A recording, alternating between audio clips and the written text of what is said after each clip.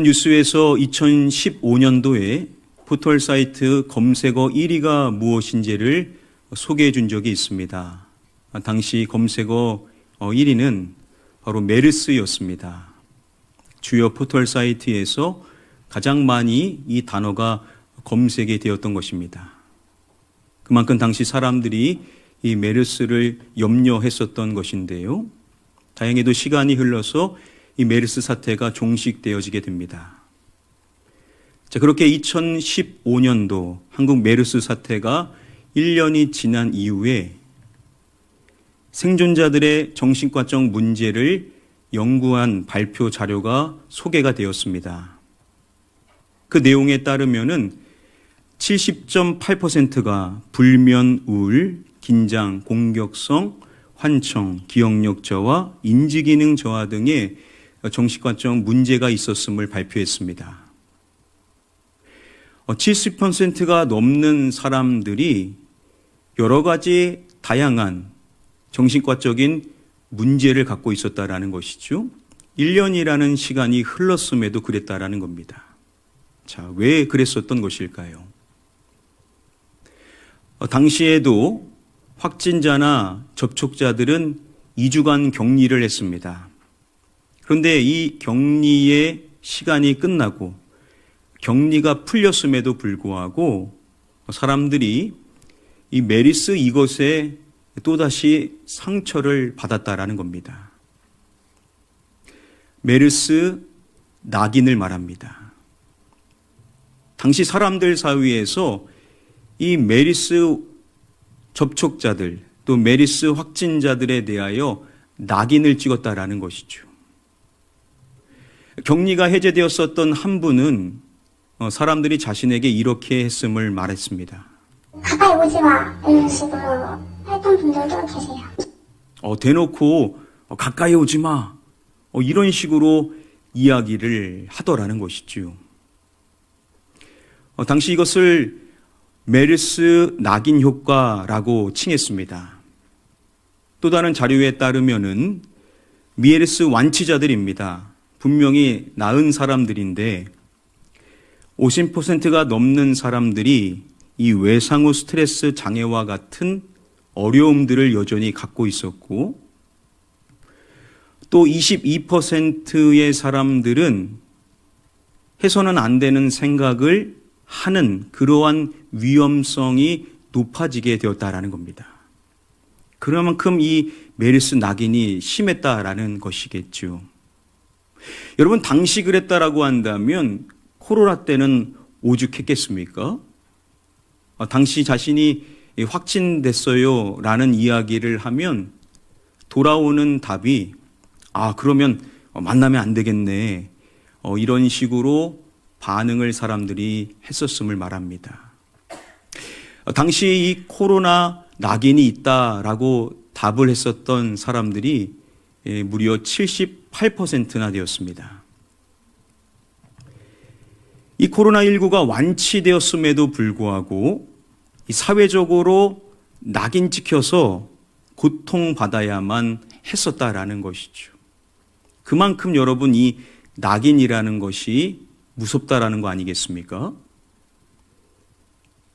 이 낙인이라는 이 단어 어원적인 의미를 좀 살펴보면요. 어원상 세부치로 만들어 불에 달구어 찍는 도장을 이르는 단어로서 불명예스럽고 욕된 판정이나 평판을 뜻한다. 한번 찍힌 낙인은 지울 수 없음을 의미하는 낙인 찍히다라는 관용어가 쓰인다. 이 낙인이라는 단어는 어원상 이 불에 달구어 찍는 이 도장을 의미한다라는 것이죠. 오늘날 이것은 이 불명예스럽고 욕된 판정을 평판을 의미한다라는 겁니다. 우리가 낙인 찍히다라고 말하지 않습니까? 이것은 한 번 찍힌 낙인은 이제 지울 수 없다라는 의미로 쓰인다라는 것이죠. 그럴 만한 것이 불에 달구어 찍는 그 도장으로 찍는 것이니 이것이 한 번 찍히면 회복되기가 어렵다라는 거 아니겠습니까? 즉 사회적으로 한 번 낙인 찍히면 그걸 다시 회복하기가 힘들더라는 것입니다.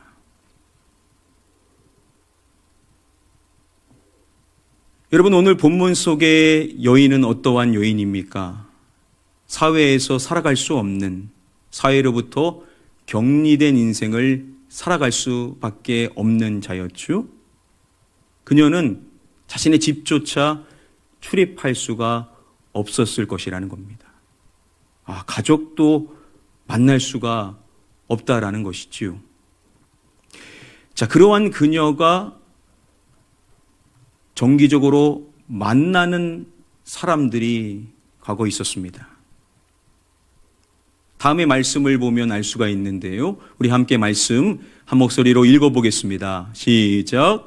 많은 의사에게 많은 괴로움을 받았고 가진 것도 다 허비하였을 때 아무 효험이 없고 도리어 더 중하여졌던 차에.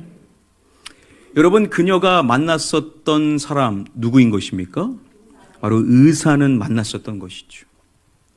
의사는 치료를 해야 되기 때문에 불가피하게 그 여인과 대면을 해야만 했었던 겁니다. 자, 그 여인은 한두 명의 의사가 아닌 많은 의사를 찾아갔었던 것이죠. 어떻게든 자신의 질병을 치료하기 위하여서 많은 의사들을 다 찾아다녔었던 것입니다. 그런데 말씀은 많은 괴로움을 받았고 라고 이야기함으로써 그 많은 의사들을 만났었을 때 돌아온 것은 괴로움뿐이었다라는 겁니다. 그리고 그녀는 가진 것도 다 허비합니다. 자신의 전 재산을 들여서 치료받고자 했지만 자신의 질병에 있어서 아무런 효험이 없었던 겁니다. 오히려 더 이 질병이 중해지게 되었던 것이죠. 오히려 더 악화되어져만 갔었던 것입니다. 이런 절망적인 상황 속에 놓여 있었던 그 여인. 자, 그 여인에게 들려온 소식이 있었던 것이죠. 여러분, 누구의 소식입니까? 바로 예수님의 소식인 것입니다. 예수님에 대한 소문이 그녀의 귀에 들리게 된 것이죠. 자, 그리고 이제 그녀는 결단을 내리게 되는 겁니다. 그리고 행동을 하기 시작하는 것이죠. 그것은 무엇이었냐면 바로 그녀가 무리 가운데 끼어들어간 겁니다. 수많은 사람들이 예수님을 따르고자 하는 그 현장으로 들어간 것이죠. 자, 그렇게 무리 가운데에 들어갔었던 이유가 무엇입니까? 바로 자신에게 가졌었던 그 생각대로 이제 행동을 하기 위함이었었던 것이죠. 바로 아무도 모르게, 예수님도 모르게 몰래 예수님의 그 옷자락을 만지고자 했었던 겁니다. 여러분, 만일 그곳에 그렇게 수많은 사람들이 없었다라고 한다면 그녀는 결코 그렇게 행할 수가 없었을 것이겠죠. 자, 그렇게 몰래 예수님의 옷을 만졌는데 어떻게 되는가? 이에 그의 혈류 근원이 곧 마름에. 놀랍게도 그녀의 그 질병의 근본적인 문제가 해결되어지게 된 겁니다. 그리고 그녀는 자신의 몸으로 자신의 이 질병이 치유되어졌다라는 사실을 느낄 수가 있었습니다. 자, 그러면 이제 그녀는 어떻게 하면 되겠습니까?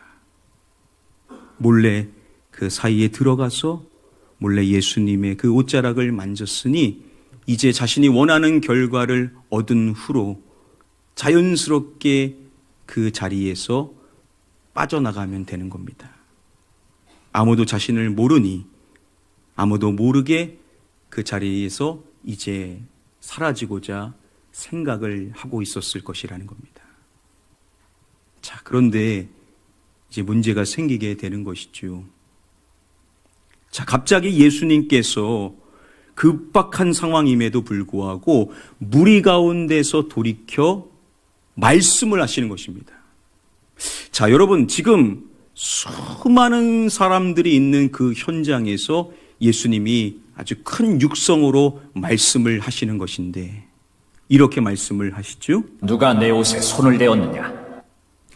예수님께서 무리를 향하여서 다 들리게 크게 말씀을 하시는 것입니다. 누가 내 옷에 손을 대었느냐? 이렇게 예수님께서 갑자기 질문을 하시는 것입니다. 그러자 가장 가까이에 있었을 제자들이 예수님께 말하는 것입니다. 무리가 에워싸 미는 것을 보시며 물으시나이까? 아니, 예수님 좀 보십시오. 지금 이렇게도 수많은 사람들이 에워싸서 밀고 있는데 왜 그런 질문을 하시냐라는 것이죠. 자, 그러나 중요한 것은 지금 이 질문을 예수님께서 제자들에게 하는 것이 아니죠. 그 질문을 받는 사람들은 그곳에 있는 무리입니다. 무리를 향하여서 이렇게 질문을 하셨고 그 질문에 대한 답을 듣고자 하셨던 것입니다. 자, 그리고 예수님이 행동을 하시는데 예수님이 이렇게 하셨다라고 설명하죠. 예수께서 이 일 행한 여자를 보려고 둘러보시니 예수님께서 그 여인을 보기 위하여서 쭉 훑어보셨다는 겁니다. 문법상 계속 보셨다라는 의미입니다.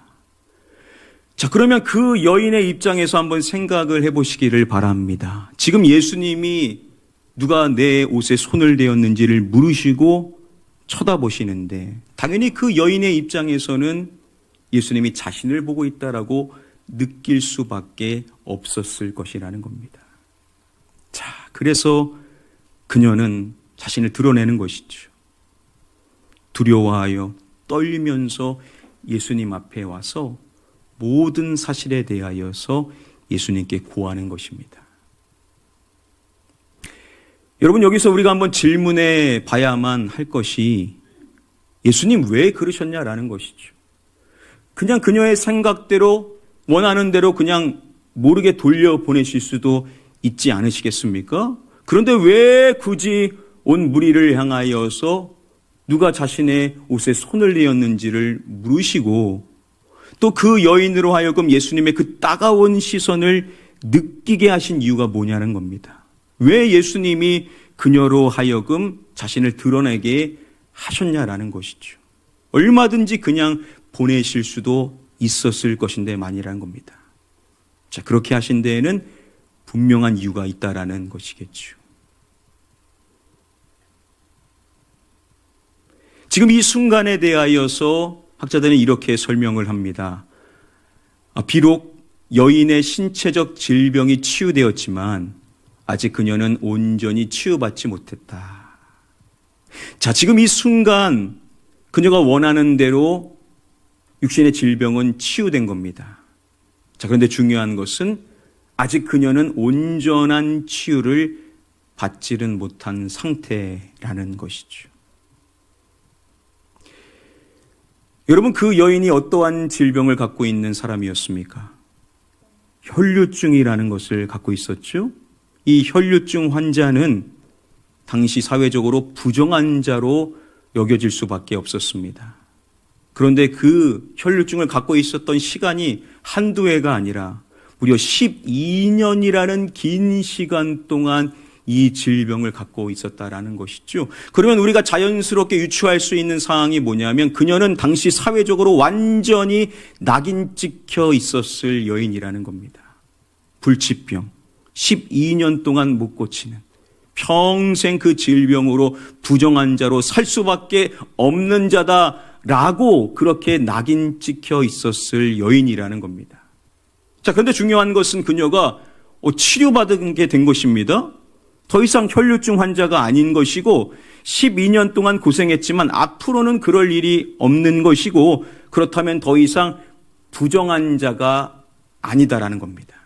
자, 이렇게 육신의 질병이 치유만 받고 그녀가 원하는 대로 갔다라고 한번 생각해 보십시오. 그리고 그녀가 사람들에게 말하겠죠. 저 치유되었어요. 자, 그런데 여러분, 과연 사람들이 그녀의 말을 쉽게 믿겠냐라는 겁니다. 아유, 그냥 잠깐 나은 거겠지. 어떻게 12년 동안 아무도 못 고쳤었던 그게 나을 수가 있겠어? 너 착각하는 거야. 사람들은 얼마든지 그녀에 대해서 믿지 못할 수가 있었을 것이라는 겁니다. 왜냐? 사회적으로 뭐가 찍혀 있는 상태입니까? 낙인이 찍힌 것입니다. 사람들은요, 믿고 싶은 대로 믿는 겁니다. 과거의 이야기대로 그녀를 계속 바라보고자 했었을 것이라는 것이죠. 실제로 치움을 받았음에도 불구하고 그녀가 치유받은 자로 여기지를 않았었을 것이라는 겁니다. 자, 이러한 이해를 가지고 예수님께서 그 여인에게 주셨었던 말씀을 살펴볼 필요성이 있습니다. 자, 함께 말씀 한 목소리로 읽어보겠습니다. 시작. 예수께서 이르시되 딸아, 내 믿음이 너를 구원하였으니 평안히 가라. 내 병에서 놓여 건강할지어다. 자, 예수님께서 말씀하시기 이전에 이미 우리가 살펴본 대로 그녀의 근본적인 문제가 해결된 것입니다. 본인도 몸으로 자신이 치유됐다는 사실을 알고 있습니다. 치유되었다라고 그녀도 고백을 한 것이죠. 자, 그런데 예수님께서 마지막에 뭐라고 말씀하십니까? 내 병에서 놓여 무엇할지어다 라고 말씀을 해주시는 것입니다. 내 병에서 놓여 건강할지어다. 내 병에서 놓여 건강할지어다. 여러분, 지금 그녀는 이미 건강한 상태입니까? 아닙니까? 이미 치유받은 건강한 자가 된 것입니다. 그런데 예수님께서 이 말씀을 하시더라는 것이죠. 여러분, 중요한 것은 지금 이 말씀을 받을 때 그녀가 예수님과 단둘이 있었을 때 이 말씀을 받는 것이 아니죠. 지금 그 자리에는요, 수많은 사람들이 다 있는 상태입니다. 그렇게 수많은 사람들 앞에서 예수님이 선언하시는 것입니다. 내 병에서 놓여 건강할지어다. 이 말씀인즉 예수님은 그 여인이 건강한 자라는 것을 공적으로 선언을 하시는 것이고 확증을 해주신다라는 것이죠. 수많은 사람들이 듣는 그 자리에서 그 여인이 건강한 자라고 공식적으로 선언을 한 것이고, 앞서서 그녀가 진술했었던 모든 사실들이 진실이라는 것을, 그녀의 이야기가 맞다라는 것을 예수님께서 공식적으로 확증을 해 주셨다라는 겁니다. 이것을 통해서 예수님은 뭘 해 주시고자 하신 것인가? 그녀에게 찍혀 있었던 그 낙인, 그녀 홀로 가게 되었었을 때 결코 뗄 수 없을 그 낙인을 예수님께서 공식적으로 선언하셔서 이 여인은 건강한 자다, 그 여인이 말하는 것은 진실이다라는 것을 확증해 주심으로 인하여 그 여인의 그 낙인을 떼 주시고자 하셨다라는 것이죠. 그녀의 힘으로는 결코 뗄 수 없는 그 낙인을 예수님께서 공식적으로 떼 주시고자 그녀를 드러나게 하셨다라는 겁니다. 우리 주님이 이러하신 분이시다라는 겁니다.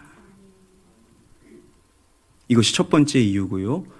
또 다른 두 가지 이유가 더 있습니다. 우리 다시 한번 본문 말씀 한 목소리로 읽어보겠습니다. 시작. 예수께서 이르시되 딸아, 내 믿음이 너를 구원하였으니 평안히 가라. 내 병에서 놓여 건강할지어다. 또 예수님께서 그녀에게 해주시는 말씀, 가라라고 말씀을 해주십니다. 자, 그런데 중요한 것은 어떻게 가라라고 말씀을 해주시냐는 것입니다. 어떻게 가라고 말씀하십니까? 평안히 가라.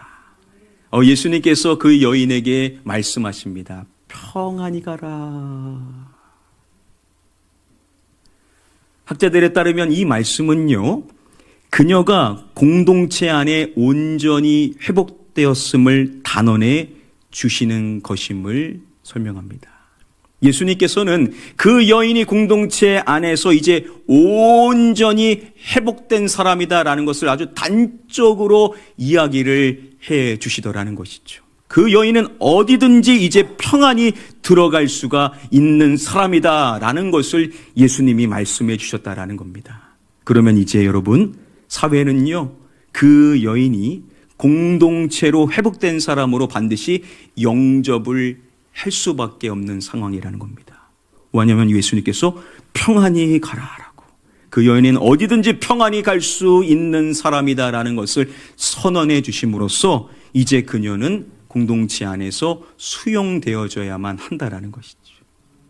그동안은 사회에서 격리되어 외톨이의 인생을 살아갈 수밖에 없었던 그녀인데, 그녀의 힘으로는 결코 꿰뚫고 갈 수 없는 그 안으로 예수님은 이제 자연스럽게 들어갈 수 있도록 인도해 주셨다라는 겁니다. 자신의 힘으로 그거 하기가 얼마나 힘들겠습니까? 그거 언제 다 설명하고 어떻게 다 입증하겠냐라는 겁니다. 그런데 예수님께서 수많은 사람들 앞에서 평안히 가라라는 이 음성을 통하여 이제 그 여인은 어디든지 평안히 들어갈 수 있는 공동체 안에 일원이 될 수 있도록 주님께서 이끌어 주셨다라는 것이죠.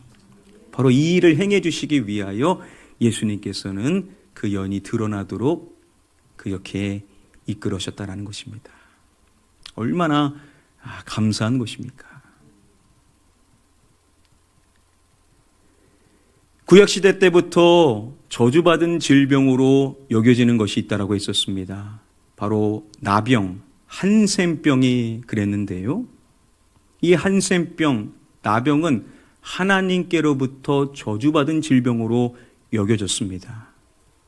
그런데 민수기 5장의 말씀에 보면 이러한 나병 환자에 대하여 이야기를 할 때 어떠한 자와 묶어서 말하냐면 유출증이 있는 자와 묶어서 말하더라는 겁니다. 자, 이 유출증이 있는 자에 포함되는 사람이 바로 그녀입니다. 바로 혈류증이 있는 사람도 이 안에 포함됩니다.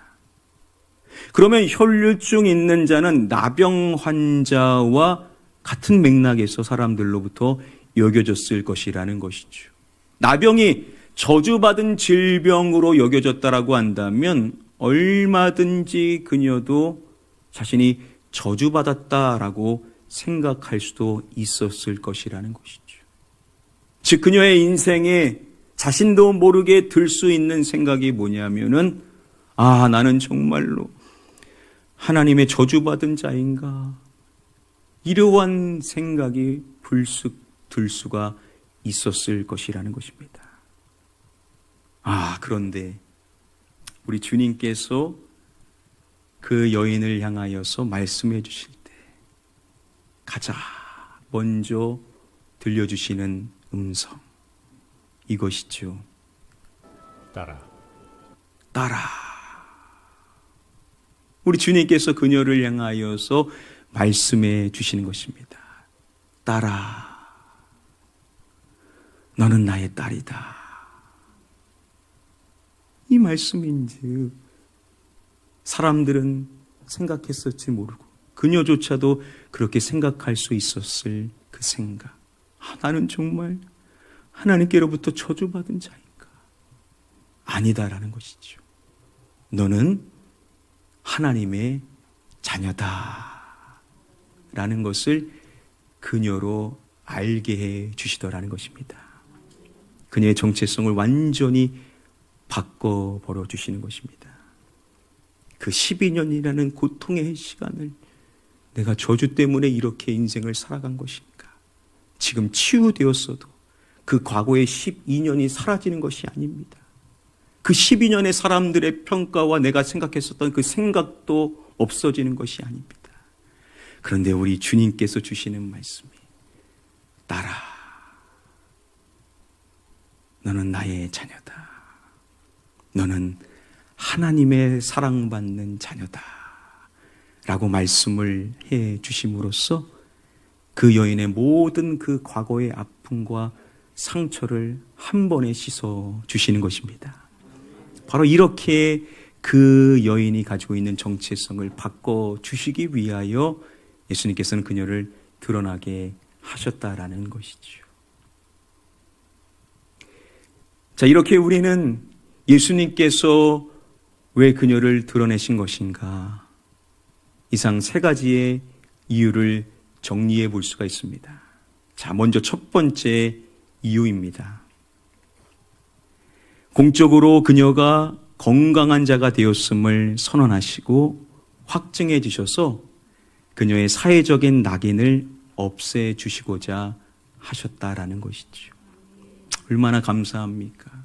내가 아무리 외쳐도 믿지 않을 것인데 예수님께서, 하나님의 아들이신 예수님께서 공적으로 그녀가 건강한 자가 되었다라고 선언해 주시고 그녀가 하는 이야기가 사실이다라는 것을 확증해 주심으로 인하여서 더 이상 누구도 과거에 그녀가 가졌었던 그 낙인으로 그녀를 바라보지 못하도록 그 여인이 가지고 있었던 결코 뗄 수 없을 그 사회적인 낙인을 없애 주셨다라는 것입니다.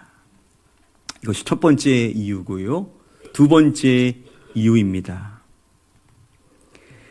그녀가 공동체적으로 온전히 회복된 자임을 단언해 주심으로써 그녀가 공동체 안에 들어갈 수 있도록 해 주시고자 하셨다라는 것이죠. 얼마나 감사한 것입니까?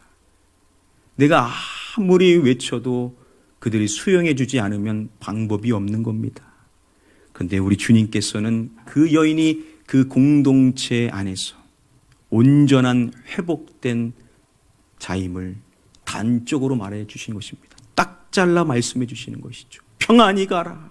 너는 어디든지 평안히 들어갈 수 있는 자다라고 말씀을 해 주셔서 이제 그녀가 어디든지 어떠한 공동체 아니든지 평안히 들어갈 수 있도록 주님께서 인도해 주셨다라는 것입니다.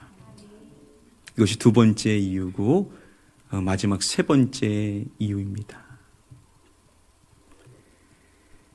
그녀가 주님의 딸임을 직접적으로 말씀해 주셔서 그녀가 하나님의 저주받은 자가 아닌 하나님의 자녀임을 알게 하시고자 하셨다라는 것이죠. 여러분 생각해 보십시오. 그 여인이 그 주님의 그 첫 음성을 들었을 때 얼마나 감동했겠습니까? 그걸 직접 주님의 음성으로 듣게 된 것이죠. 그렇게 그 음성을 허락해 주심으로 인하여서 그녀가 생각했었을 나는 저주받은 자인가 이러한 생각을 다 없애주시고 아니다. 너는 하나님의 자녀다. 너는 하나님의 사랑받는 자녀다. 라는 사실을 그녀로 깨닫게 해 주셨다라는 것입니다.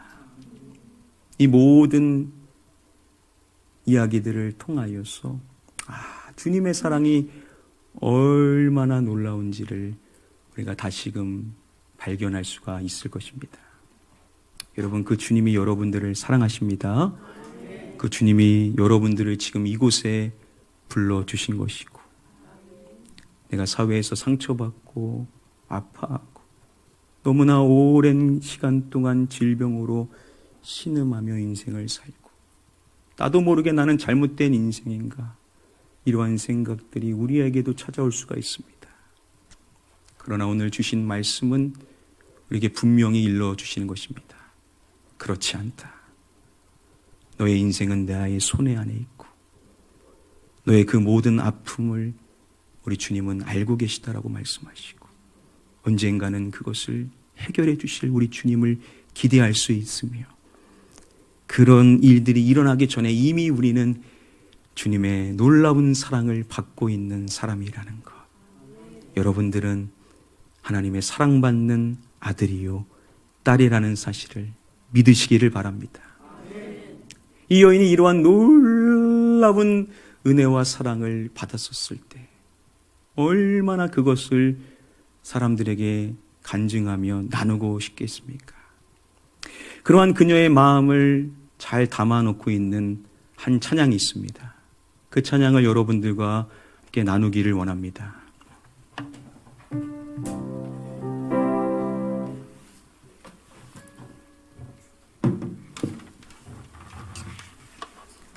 여러분, 이 이야기가 그 여인의 이야기 안에서 만들어진 찬양인데 이 이야기가 나의 이야기다라고 여러분들 생각을 하시면서 이 찬양을 함께 한번 나눴으면 좋겠습니다.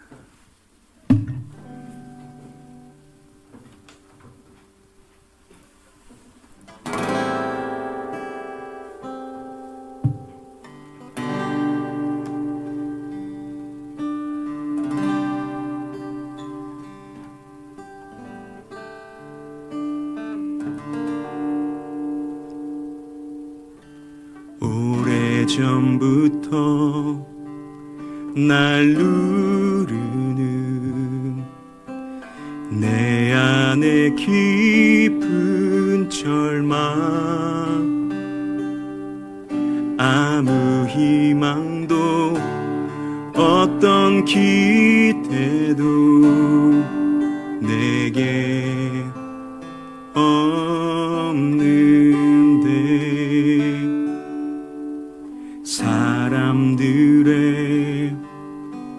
외면과 날 거절하는 눈빛,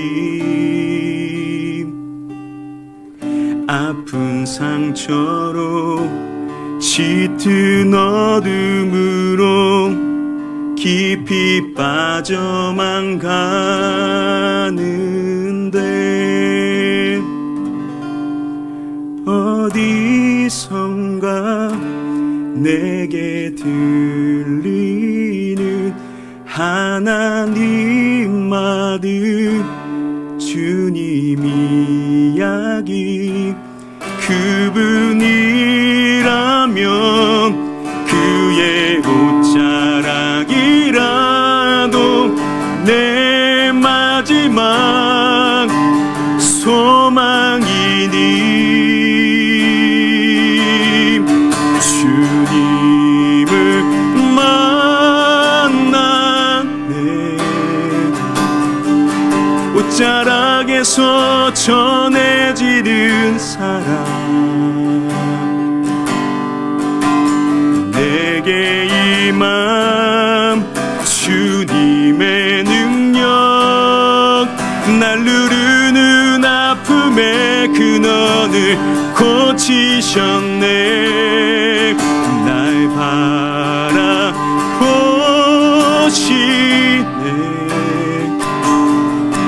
나의 연약함 주님은 아시네.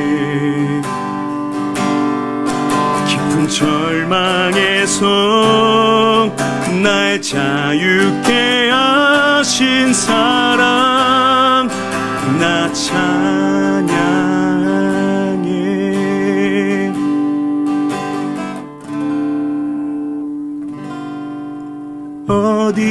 어디선가 내게 들리는 하나님 말들, 주님 이야기, 그분이라면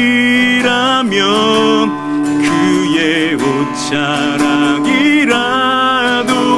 내 마지막 소망이니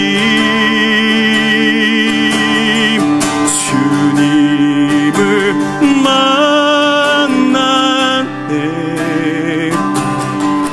옷자락에서 전해지는 사랑, 내게 임한 주님의 능력, 날 누르는 아픔의 근원을 고치셨네. 날 바라보시네.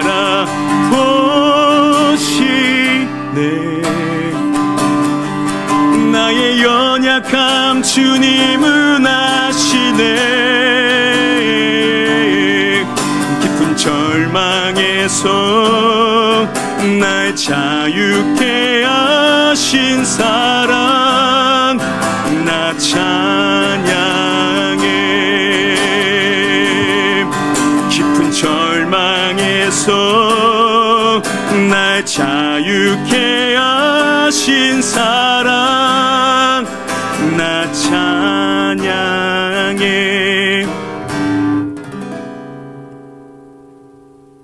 나를 자유케 하신 주 주님만 찬양해.